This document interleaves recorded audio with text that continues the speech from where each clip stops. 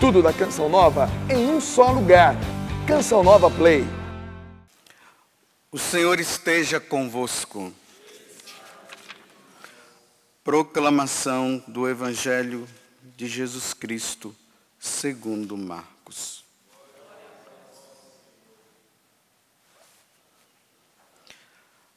Naquele tempo, João disse a Jesus: Mestre, vimos um homem expulsar demônios em teu nome, mas nós o proibimos, porque ele não nos segue.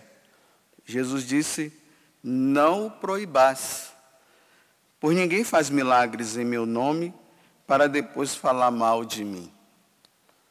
Quem não é contra nós é a nosso favor. Palavra da salvação.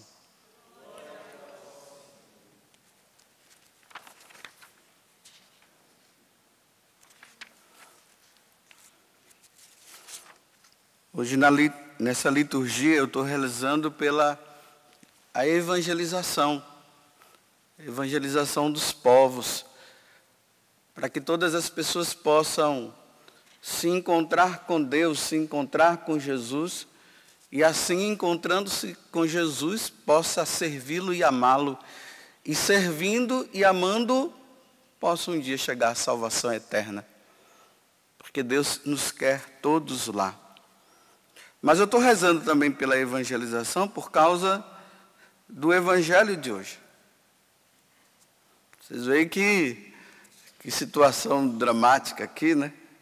Chega lá, ó, o discípulo João: olha, mestre, nós vimos uma pessoa que não está conosco, ele está expulsando o demônio. Eu disse: olha, cala a boca, para com isso, você não é dos nossos, não.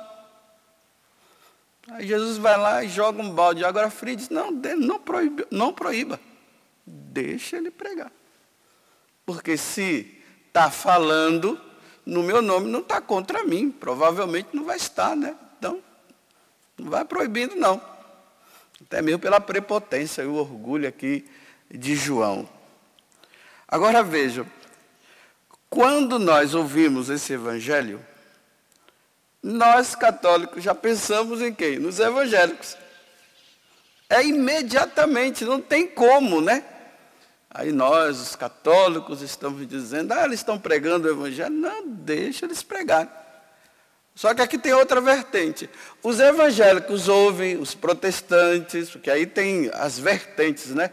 Tem os protestantes, tem os evangélicos, tem os pentecostais, e eu não sei o que é que vem por aí ainda, porque cada hora vai surgindo uma situação. Aí eles, vendo aqueles, dizem assim: está vendo? Os católicos, está vendo? Deixa eles pregarem o evangelho também. São os dois lados. Agora, a pergunta é: quem é que está certo? Porque Jesus aqui, ele não está dizendo se eles estão certos ou não. Jesus está apenas dizendo assim: olha, se eles estão falando no meu nome, então deixa falar. Não vai proibir, né? Então, aí nós vamos olhando pelos evangelhos, pela nossa visão, olhando os protestantes, os pentecostais e os evangélicos, nós vamos dizer assim: mas realmente lá tem muitas pessoas que estão se convertendo. Tinha até pessoas que eram católicas, que tinham uma vida errada, agora foram para lá, estão até andando certinho agora. Aí os evangélicos olham, os protestantes, olham para nós e dizem: pelo menos estão falando de Jesus, né? Tem pessoas boas lá, apesar de eles serem idólatras. Aí começam essas histórias aí. Mas, diante disso, quem é que está certo? Bem, o argumento, ele é histórico. Não é nem o argumento da Bíblia, é histórico. Então, como é que é o argumento histórico? É o seguinte: nós somos do Ocidente. Então, Jesus, ele nasceu no Oriente. E a palavra de Deus, ela começou, a igreja, ela surgiu no Oriente. Foi lá. Só que essa igreja única, porque ou se era católico ou não era. É assim. Era pagão. Era de outras religiões. Ou tinha aí também o judaísmo, né? Que o cristianismo tem a raiz no judaísmo. Porque a revelação se deu no judaísmo. E a partir do judaísmo vem os cristãos que são os seguidores de Cristo. Que porque Cristo veio e disse assim, olha, é por aqui, judeus, que vocês precisam caminhar. Esse é o argumento geral. Aqui no Ocidente, o Evangelho não tinha chegado. Então, para nós, do lado de cá, que nós somos do Ocidente, não conhecíamos. Então, o Evangelho dessa única igreja vem para o Ocidente. E aí vamos dizer assim, de um modo geral, não vou entrar em detalhes, porque não dá para entrar em detalhes, que o tempo é curto. Mas vamos dizer assim, São Paulo veio para cá, Pedro veio para cá. E São Paulo vindo para cá e Pedro vindo para cá, que são as colunas da igreja, eles trouxeram a única igreja para cá. Então só tinha católico.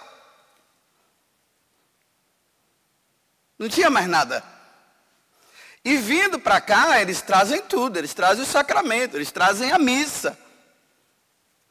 Eles trazem a confissão. Eles trazem a devoção à Virgem Maria, a Mãe de Deus. Porque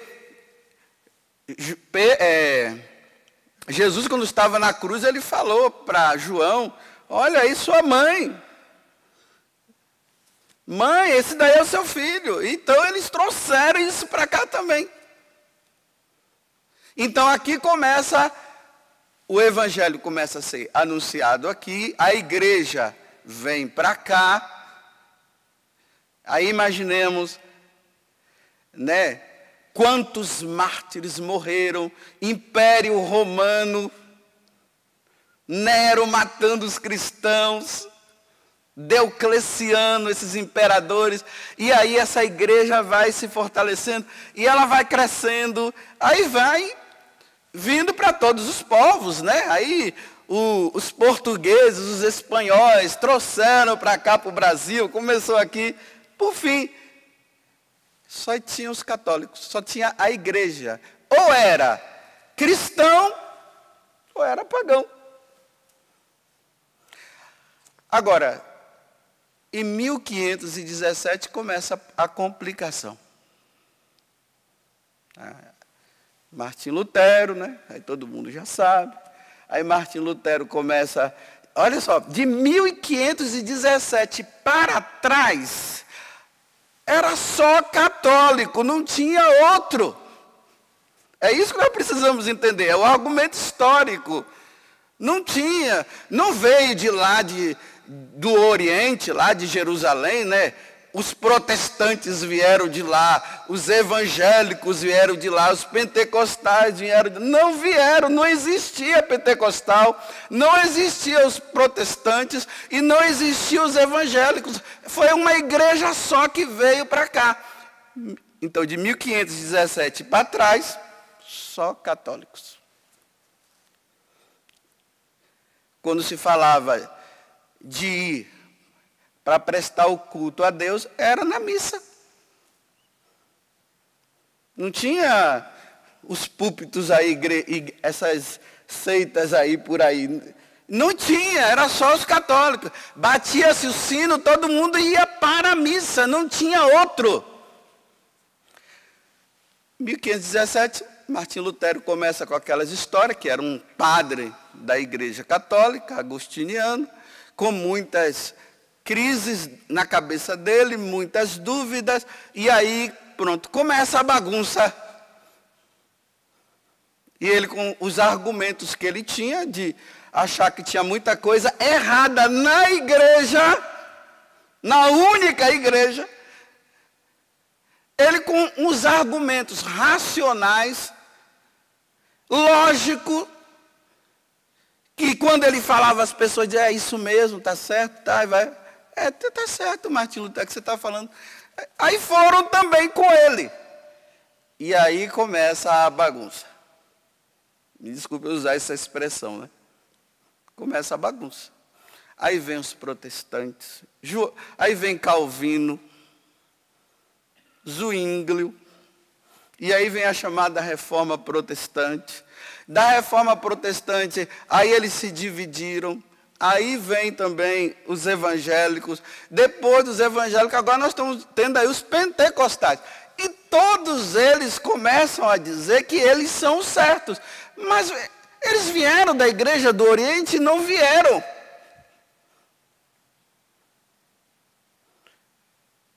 Eles se desmembraram da igreja do Oriente que veio para o Ocidente. E a partir daí eles começaram a dizer, e cada um começa a dizer por aí, essa é a igreja, essa é a igreja. E o pior de tudo é que todos eles falam mal da igreja que teve origem no Ocidente com Jesus Cristo, que é a católica. Todos eles se armam contra a igreja católica. Você vê até que entre eles são unidos. Mas quando se fala igreja católica, não, aí vem. Então aí entra agora o evangelho. Nós falamos de Jesus Cristo. Eles falam de Jesus Cristo. Olha, o certo pelo duvidoso. A igreja certa é a que tem origem lá no Oriente, que vem por Ocidente, e aqui ela continua com Pedro e Paulo. É o certo. E o duvidoso, Martim Lutero, que vem e começa a falar, e a reforma protestantes e tal. Aí você vê hoje uma pessoa aí qualquer, ela tem uma iluminação, ela abre uma igreja aí não sei aonde, aí lá ele proclama o evangelho, as pessoas são curadas, aqui também é curada, são curadas, lá acontece conversão, aqui também acontece conversão. Você quer uma conversão maior do que a de Santo Agostinho? Nós encontramos conversões por aí de pessoas que, eu me converti, sim, eu bebi, agora eu não bebo mais. Que bom, que bonito. Parabéns para você nesta data querida. Eu encontrei Jesus lá, porque agora eu parei de fazer isso. Muito bem, ok. Como se a igreja fosse a igreja do bom comportamento, porque existem ateus por aí que são muito mais bem comportados do que nós. Não fumam, não bebem, não fazem besteira. Mas um Santo Agostinho que se converte, vivia uma vida banalizada. Ele não era católico, porque no tempo dele só tinha a igreja católica. Não tinha essas outras denominações. Ele entrou em heresias. E a mãe dele rezando, aí ele se converte para a igreja católica. Porque só tinha a igreja católica, e se tornou cristão. Aí pronto. Olha quem é Santo Agostinho. Hoje até qualquer argumentozinho, a pessoa não sabe nem dizer que santo foi. Foi Santo Agostinho. O cara é o cara mesmo. Mas tem São Tomás de Aquino. Olha o Santo Tomás de Aquino. Da igreja católica, o Santo Inácio de Loyola, uma Santa Teresa d'Ávila, uma Santa Teresinha e uma Santa Zita. Você sabe quem era Santa Zita? Santa Zita era uma empregada doméstica. Se tornou santa sendo uma empregada doméstica. Isso é a igreja católica. Os corpos, incorruptos. Santa Maria, Santa Bernadette, o corpo dela, desde 1854, agora eu me atrapalhei. 1800 e... Esqueci agora. Eu sei, mas agora me deu branco. Depois vocês veem lá. Às vezes de manhã dá branco. Aí está ali esse corpo que quando você olha, morreu lá em 1800 e tanto e parece que morreu hoje. Essa é a Igreja Católica.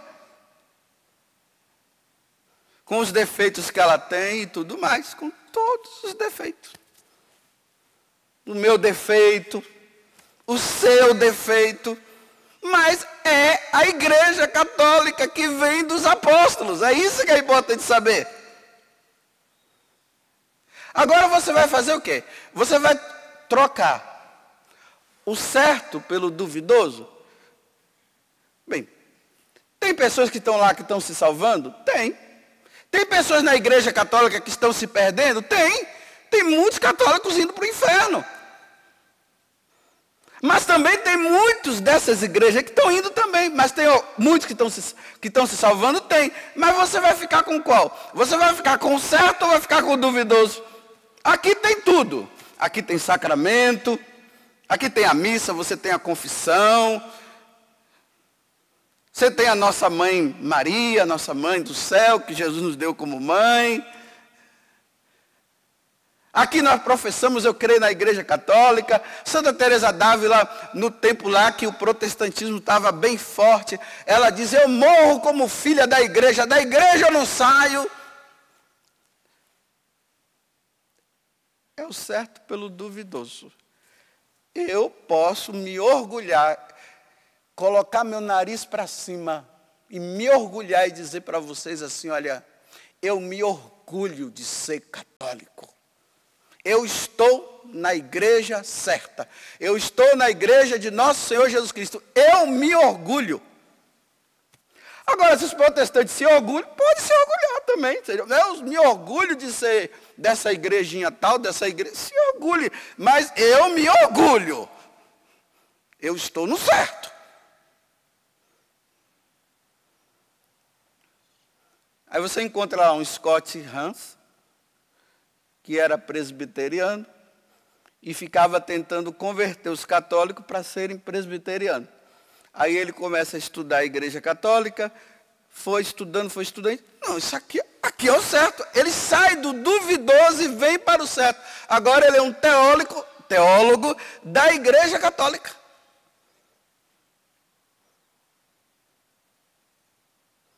Jesus não vai proibir, está falando dele lá, está acontecendo curas, milagres é difícil, né?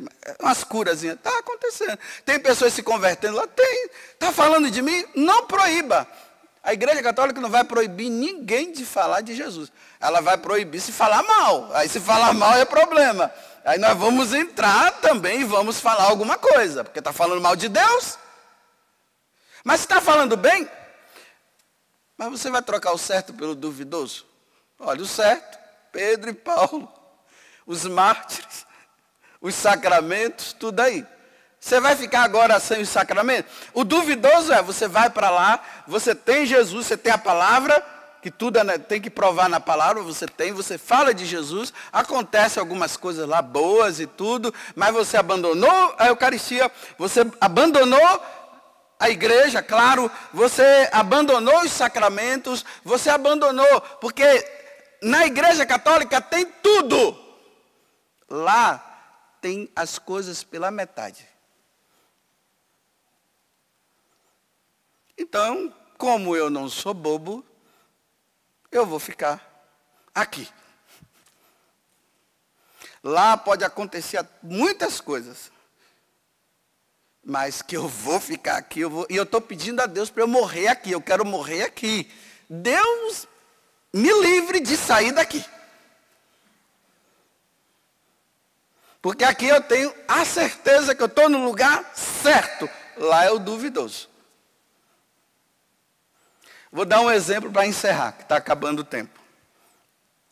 Vamos supor que você está caminhando numa floresta, meio que perdido, né?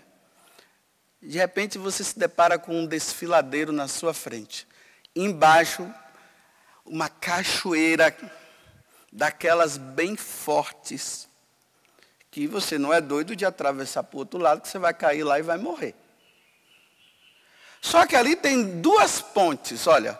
Uma ponte é de concreto. E a outra ponte é de corda. É uma corda. Você pode atravessar e ir para o outro lado pela ponte, tranquilamente, né? E ainda assobiando e olhando para cima. Ou você pode escolher de ir pela corda. Então você vai atravessar pela... Só que para você atravessar pela corda, olha só. Olha, você vai assim, olha para baixo e vai, a mão escorrega. Aí você, imagina, você vai pela corda. Então eu vou por cá assim tranquilo, né? Assobiando, tranquilo. Dando pulo, ainda paro para beber um pouquinho de água, um negócio. E você está indo lá. E todos os dois chegam lá. Só que você foi. A ponte é a igreja católica. A corda são as outras igrejas. Você quer ir por onde? Você quer ir pela corda e ficar ali? Ou você quer ir por aqui? Escolha os dois lados. Só que o de lá ainda tem o perigo de você cair. Aqui não, você está confortado. Você está numa boa.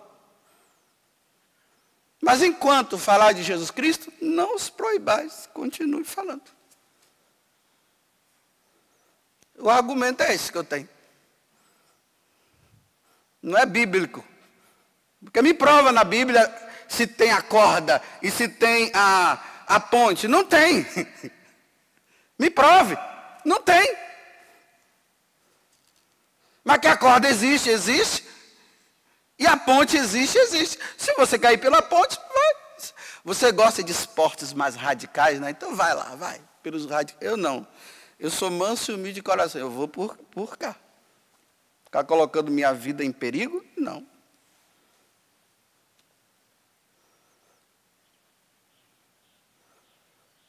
Pronto.